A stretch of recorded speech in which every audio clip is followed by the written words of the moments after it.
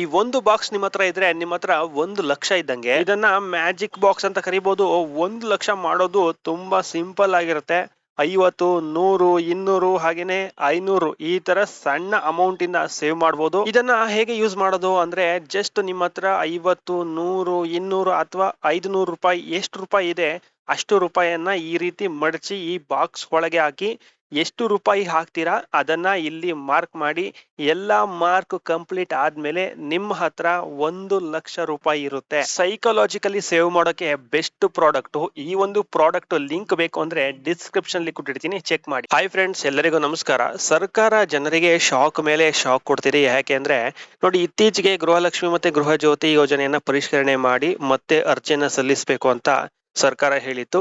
ಈಗ ಸರ್ಕಾರ ಮತ್ತೊಂದು ಶಾಕ್ ಕೊಟ್ಟಿರುವಂತದ್ದು ಏನು ಅಂದ್ರೆ 16 ಲಕ್ಷ ಜನರಿಗೆ ಪಿಂಚಣಿಯನ್ನ ಸ್ಥಗಿತ ಮಾಡಿದ್ದಾರೆ. ಸೊ ನಿಮ್ಮ ಮನೆಯಲ್ಲೂ ಕೂಡ 3 ತಿಂಗಳಿಂದ ಪಿಂಚಣಿ ಯಾಕೆ ಬಂದಿಲ್ಲ ಅಂತಂದ್ರೆ ಇದೇ ಒಂದು ರೀಸನ್. 16 ಲಕ್ಷ ಜನರ ಒಂದು ಪೆನ್ಷನ್ ಅನ್ನ ಸರ್ಕಾರ ಸ್ಟಾಪ್ ಮಾಡಿದೆ. ಸುಮಾರು ಜನರಿಗೆ ಕಳೆದ 3 ತಿಂಗಳಿನಿಂದ ಪಿಂಚಣಿನೇ ಬಂದಿಲ್ಲ, ಅಂದ್ರೆ ಪೆನ್ಷನ್ ಬಂದೇ ಇಲ್ಲ. ಸೊ ನಿಮ್ಗೆ ಅಥವಾ ನಿಮ್ಮ ಮನೆಯಲ್ಲಿರುವಂತಹ ಹಿರಿಯರಿಗೆ ಕಳೆದ 3 ತಿಂಗಳಿಂದ ವೃದ್ಧಾಪ್ಯ ವೇತನ ಆಗಿರ್ಬೋದು ಅಥವಾ ವಿಧವಾ ವೇತನ ಆಗಿರ್ಬೋದು ಅಥವಾ ಅಂಗವಿಕಲರ ಪಿಂಚಣಿ ಏನಾದ್ರೂ ಬರ್ತಿಲ್ವಾ? ಸೊ ಹಾಗಿದ್ರೆ ಈ ಒಂದು ಮಾಹಿತಿ ನಿಮ್ಗೆ ತುಂಬಾ ಇಂಪಾರ್ಟೆಂಟ್ ಆಗುತ್ತೆ. ಯಾಕೆ ಅಂದ್ರೆ ರಾಜ್ಯ ಸರ್ಕಾರ ಕಳೆದ 3 ತಿಂಗಳಲ್ಲಿ ಬರೋಬ್ಬರಿ 14 ಲಕ್ಷಕ್ಕೂ ಹೆಚ್ಚು ಜನರ ಪಿಂಚಣಿಯನ್ನ ಸ್ಟಾಪ್ ಮಾಡಿದೆ, ಅಂದ್ರೆ ಸ್ಥಗಿತಗೊಳಿಸಿದೆ. ಸೊ ಹಾಗಾದ್ರೆ ಯಾರ ಪಿಂಚಣಿಯನ್ನ ನಿಲ್ಲಿಸಲಾಗಿದೆ? ಸೊ ಅದಕ್ಕೆ ಕಾರಣ ಏನು, ಯಾಕೆ ನಿಲ್ಸಿದ್ದಾರೆ, ಮತ್ತೆ ಪಿಂಚಣಿಯನ್ನ ಪಡೆಯೋದಕ್ಕೆ ಏನ್ ಮಾಡ್ಬೇಕು? ಸೊ ನಿಮ್ದೇನಾದ್ರೂ ಪಿಂಚಣಿ ಬರೋದು ನಿಂತಿದ್ರೆ ಏನ್ ಮಾಡ್ಬೇಕು ಅನ್ನೋದನ್ನ ತಿಳಿಸ್ಕೊಡ್ತೀನಿ. ಸೊ ವಿಡಿಯೋವನ್ನ ಕೊನೆವರೆಗೂ ನೋಡಿ, ತುಂಬಾ ಇಂಪಾರ್ಟೆಂಟ್ ಆಗಿರುತ್ತೆ. ಸೊ ತುಂಬಾ ಇಂಪಾರ್ಟೆಂಟ್ ಆಗಿರುವಂತಹ ಮಾಹಿತಿಯನ್ನ ನಿಮ್ಗೆ ಈ ವಿಡಿಯೋದಲ್ಲಿ ತಿಳಿಸ್ಕೊಡ್ತೀನಿ.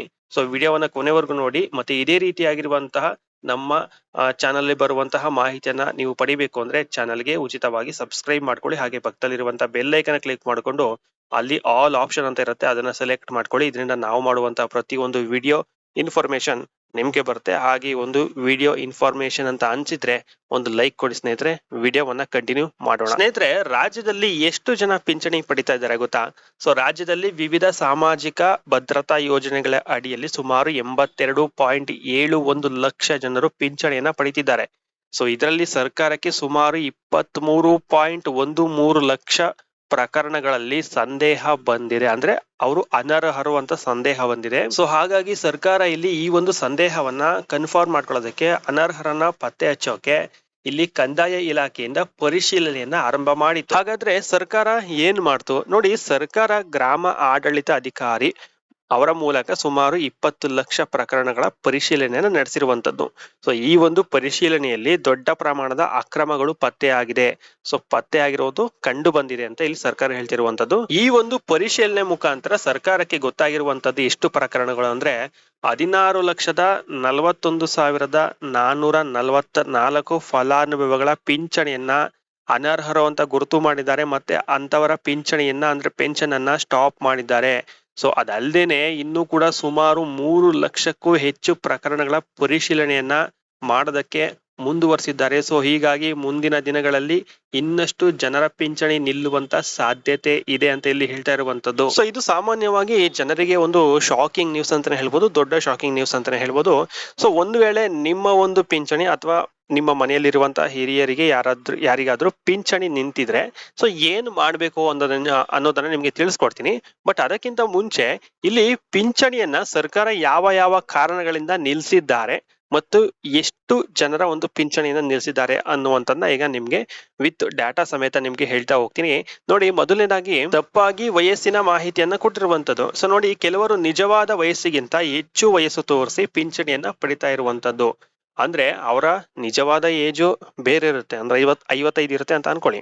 ಸೊ ಅವ್ರದ್ದು ತೋರಿಸುವಂತದ್ದು 65, 60. ಸೊ ಈ ರೀತಿಯಾಗಿ ತೋರಿಸುವಂತದ್ದು ದಾಖಲೆಗಳಲ್ಲಿ, ಅಂದ್ರೆ ದಾಖಲೆಗಳನ್ನ ತಿದ್ದುಪಡಿ ಮಾಡಿ ಸೊ ಯಾವುದೇ ರೀತಿಯಾಗಿ ತಪ್ಪು ವಯಸ್ಸಿನ ಮಾಹಿತಿಯನ್ನ ಕೊಟ್ಟಿರುವಂತದ್ದು. ಇಂತಹ ಪ್ರಕರಣಗಳು ಎಷ್ಟು ಪತ್ತೆಯಾಗಿದೆ ಅಂದ್ರೆ 88,277 ಪ್ರಕರಣಗಳು ಈ ರೀತಿಯಾಗಿ ಪತ್ತೆಯಾಗಿದೆ.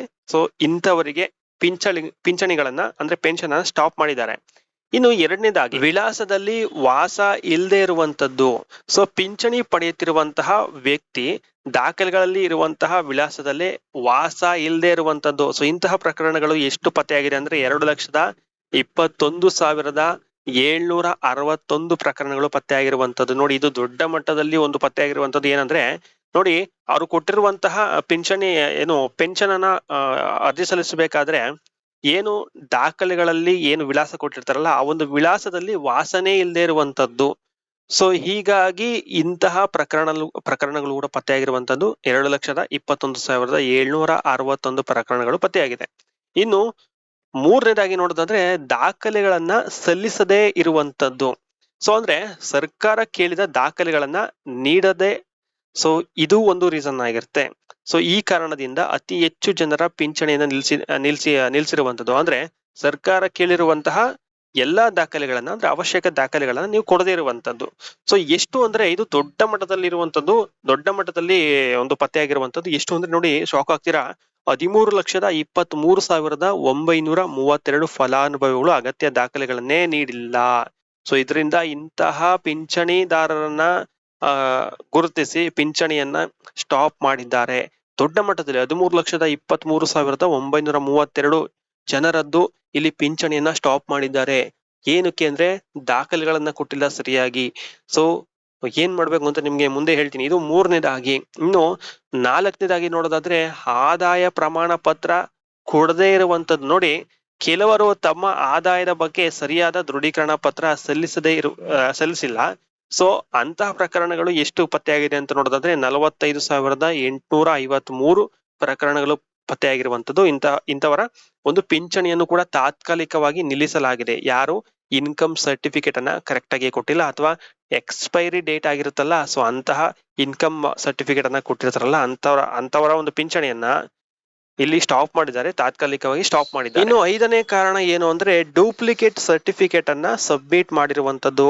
ಅಂದ್ರೆ ನಕಲಿ ಪ್ರಮಾಣ ಪತ್ರಗಳನ್ನ ಸಬ್ಮಿಟ್ ಮಾಡಿರುವಂತದ್ದು ಕೂಡ ಕಾರಣ ಆಗಿದೆ. ಸೊ ಇಂಥವರ ಒಂದು ಪಿಂಚಣಿಯನ್ನು ಕೂಡ ಸರ್ಕಾರ ನಿಲ್ಸಿದೆ. ಓಕೆ, ನೆಕ್ಸ್ಟ್ ತುಂಬಾ ಇಂಪಾರ್ಟೆಂಟ್ ಆಗಿ, ನಿಮ್ಮ ಒಂದು ಪಿಂಚಣಿ ಏನಾದ್ರೂ ಬರ್ತಾ ಇಲ್ಲ ಅಂದ್ರೆ, ಅಥವಾ ನಿಮ್ಮ ಪಿಂಚಣಿ ಬರೋದು ಸ್ಟಾಪ್ ಆಗಿತ್ತು ಅಂದ್ರೆ ಏನು ಮಾಡ್ಬೇಕು ಅನ್ನೋದನ್ನು ಕೂಡ ಇಲ್ಲಿ ಸರ್ಕಾರ ಸೂಚನೆಯನ್ನ ಕೊಟ್ಟಿದೆ. ನೋಡಿ, ಸರ್ಕಾರ ಇಲ್ಲಿ ನೇರವಾಗಿ ಪಿಂಚಣಿನ ರದ್ದು ಮಾಡಿಲ್ಲ. ನೋಡಿ, ಮೊದಲನೇದಾಗಿ ಸಂಬಂಧಿಸಿದಂತಹ ಫಲಾನುಭವಿಗಳಿಗೆ ತಿಳುವಳಿಕೆ ಪತ್ರವನ್ನ ನೀಡಲಾಗ್ತಿದೆ. ಅಂದ್ರೆ ಒಂದು ನೋಟಿಸ್ ಅನ್ನು ಕೂಡ ನೀಡ್ತಿದ್ದಾರೆ. ಸೊ ಅದಾದ ನಂತರ ತಹಶೀಲ್ದಾರ್ ಕಚೇರಿಗೆ ಹೋಗ್ಬೇಕಾಗುತ್ತೆ. ಅಲ್ಲಿ ಬೇಕಾಗಿರುವಂತ ಅಗತ್ಯ ದಾಖಲೆಗಳನ್ನ ಸಲ್ಲಿಸಬೇಕಾಗುತ್ತೆ. ಸೊ ನಿಮ್ಮ ಅರ್ಹತೆಯನ್ನ ನೀವು ಸಾಬೀತು ಮಾಡ್ಬೇಕು, ಅಂದ್ರೆ ಪ್ರೂವ್ ಮಾಡ್ಬೇಕು. ನಾವು ಅರ್ಹರಿದ್ದೀವಿ, ನಾವು ಪಿಂಚಣಿಯನ್ನ ಪಡೆಯೋದಕ್ಕೆ ಅರ್ಹರಿದ್ದೀವಿ ಅಂತ ಅಲ್ಲಿ ನೀವು ಪ್ರೂವ್ ಮಾಡ್ಬೇಕು ಅಂದ್ರೆ ಏನು, ನೀವು ಬೇಕಾಗಿರುವಂತ ಡಾಕ್ಯುಮೆಂಟ್ಸ್ ಗಳನ್ನ ಕೊಡ್ಬೇಕು ಅಷ್ಟೇ. ಪ್ರೂವ್ ಮಾಡ್ಬೇಕು ಅಂದ್ರೆ ನೀವು ಬೇರೆ ತರ ಪ್ರೂವ್ ಮಾಡೋದಲ್ಲ, ಡಾಕ್ಯುಮೆಂಟ್ಸ್ ಗಳನ್ನ ಕೊಡ್ಬೇಕು. ಅದಕ್ಕೆ ತಕ್ಕನಾಗಿರುವಂತ ಡಾಕ್ಯುಮೆಂಟ್ಸ್ ಗಳನ್ನ ಕೊಡ್ಬೇಕು. ಸೊ ಅದಾದ್ಮೇಲೆ ಇದಕ್ಕೆ ಈ ರೀತಿಯಾಗಿ ನಿಮ್ಗೆ ಮಾಡೋದಕ್ಕೆ 30 ದಿನಗಳ ಕಾಲಾವಕಾಶ ಕೂಡ ನಿಮ್ಗೆ ನೀಡ್ತಾರೆ. ಅಂದ್ರೆ ನೋಟಿಸ್ ಬಂದ ಮೇಲೆ ನಿಮ್ಗೆ 30 ದಿನಗಳ ಕಾಲಾವಕಾಶ, ಅಂದ್ರೆ 1 ತಿಂಗಳ ಕಾಲಾವಕಾಶ ಇರುತ್ತೆ. ಸೊ ಅಲ್ಲಿ ನೀವು ತಹಶೀಲ್ದಾರ್ ಕಚೇರಿಗೆ ಹೋಗ್ಬೇಕಾಗುತ್ತೆ. ನೀವು ಅಲ್ಲಿ ಅಗತ್ಯ ಇರುವಂತಹ ಡಾಕ್ಯುಮೆಂಟ್ಸ್ ಗಳನ್ನ, ನಾವು ಅರ್ಹರಿದ್ದೀವಿ ಅನ್ನುವಂತಹ ಪ್ರೂವ್ ಮಾಡುವಂತಹ ದಾಖಲೆಗಳನ್ನ ನೀವು ಸಲ್ಲಿಸಬೇಕಾಗುತ್ತೆ. ಸೊ ಇದಕ್ಕೆ ನಿಮ್ಗೆ 30 ದಿನಗಳ ಕಾಲಾವಕಾಶ ಇರುತ್ತೆ. ಸೊ ನೋಟಿಸ್ ಏನಾದ್ರೂ ಬಂದಿದ್ಯಾ ಇಲ್ವಾ ನಿಮ್ಗೆ ಕಾಮೆಂಟ್ ಮುಖಾಂತರ ತಿಳಿಸಿ. ಸೊ ಮತ್ತೊಂದು ತುಂಬಾ ಇಂಪಾರ್ಟೆಂಟ್ ಆಗಿ, ನಿಮ್ಗೆ ಏನಾದ್ರೂ ನೋಟಿಸ್ ಬಂದ ಮೇಲೆ ಅಥವಾ ನಿಮ್ಗೆ ಏನಾದ್ರೂ ಪಿಂಚಣಿ ಬರೋದು ಸ್ಟಾಪ್ ಆಗಿದ್ರೆ, ಸೊ ನೀವು 30 ದಿನಗಳ ಒಳಗಡೆ ಹೋಗಿ ಡಾಕ್ಯುಮೆಂಟ್ಸ್ ಗಳನ್ನ ಸಬ್ಮಿಟ್ ಮಾಡಿಲ್ಲ ಅಂದ್ರೆ ನಿಮ್ಗೆ ಕಂಪ್ಲೀಟ್ ಆಗಿ, ಅಂದ್ರೆ ಪರ್ಮನೆಂಟ್ ಆಗಿ ಈ ಒಂದು ಪಿಂಚಣಿ ರದ್ದಾಗುವಂತ ಸಾಧ್ಯತೆ ಇರುತ್ತೆ. ಸೊ ಹಾಗಾಗಿ ತಹಶೀಲ್ದಾರ್ ಆಫೀಸ್ಗೆ ಹೋಗಿ ಅಲ್ಲಿ ನಿಮ್ಮ ಅಗತ್ಯ ಡಾಕ್ಯುಮೆಂಟ್ಸ್ ಗಳನ್ನ ನೀವು ಸಬ್ಮಿಟ್ ಮಾಡಿದ್ರೆ ಅವರು ಅರ್ಹರಿದ್ದೀರಾ ಇಲ್ವಾ ಅನ್ನೋದನ್ನ ಚೆಕ್ ಮಾಡಿ ನಿಮ್ಗೆ ಮತ್ತೆ ಪಿಂಚಣಿಯನ್ನ ಹಾಕೋದಕ್ಕೆ ಅವಕಾಶ ಇರುತ್ತೆ. ನೀವು ಸಬ್ಮಿಟ್ ಮಾಡಿಲ್ಲ, ಹೋಗಿಲ್ಲ ಅಂದ್ರೆ ತುಂಬಾ ಕಷ್ಟ ಆಗುತ್ತೆ. ಸೊ ಹಾಗಾಗಿ ನಿಮ್ಗೇನಾದ್ರೂ ಕಳೆದ ಕೆಲವು ತಿಂಗಳುಗಳಿಂದ ಏನಾದ್ರೂ ಪಿಂಚಣಿ ಬರ್ತಾ ಇಲ್ಲ ಅಂದ್ರೆ, ಅಥವಾ ನಿಮ್ಗೇನಾದ್ರೂ ನೋಟಿಸ್ ಬಂದಿತ್ತು ಅಂದ್ರೆ, ಸೊ ನೀವು ಗ್ರಾಮ ಆಡಳಿತ ಅಧಿಕಾರಿ ಅಥವಾ ತಹಶೀಲ್ದಾರ್ ಕಚೇರಿ ಇರುತ್ತೆ ನಿಮ್ಮ ಹತ್ತಿರದಲ್ಲಿ, ಯಾವ್ದಿರುತ್ತೆ ಅಲ್ಲಿ ಹೋಗಿ ನೀವು ಅವರನ್ನ ಭೇಟಿ ಮಾಡಿ, ಸೊ ಈ ರೀತಿಯಾಗಿ ಆಗಿದೆ, ನಾವು ಅರ್ಹರಿದ್ದೀವಿ ಅಂತ ಹೇಳಿ ಡಾಕ್ಯುಮೆಂಟ್ಸ್ ಗಳನ್ನ ಕೊಟ್ಟು ನೀವು ಮತ್ತೆ ಪಿಂಚಣಿಯನ್ನ ಪಡೆಯೋದಕ್ಕೆ ಅಪ್ಲಿಕೇಶನ್ ಹಾಕ್ಬೋದು. ಅಂದ್ರೆ ನೀವು ಮತ್ತೆ ಮನವಿಯನ್ನ ಮಾಡ್ಬೋದು. ಓಕೆ ಸ್ನೇಹಿತರೆ, ಇದಿಷ್ಟು ಪಿಂಚಣಿ ಬಗ್ಗೆ ಇರುವಂತಹ ಲೇಟೆಸ್ಟ್ ಅಪ್ಡೇಟ್. ಇದ್ರ ಬಗ್ಗೆ ಏನಾದ್ರೂ ಮುಂದಿನ ದಿನಗಳಲ್ಲಿ ಅಪ್ಡೇಟ್ ಬಂದ್ರೆ ಖಂಡಿತವಾಗ್ಲೂ ನಾನು ನಿಮ್ಗೆ ತಿಳಿಸ್ಕೊಡ್ತೀನಿ. ಸೊ ವಿಡಿಯೋ ನೋಡೋದಕ್ಕಾಗಿ ಧನ್ಯವಾದಗಳು. ಏನೇ ಡೌಟ್ಸ್ ಇದ್ರೂ ಕಾಮೆಂಟ್ ಮಾಡಿ. Thank you for watching.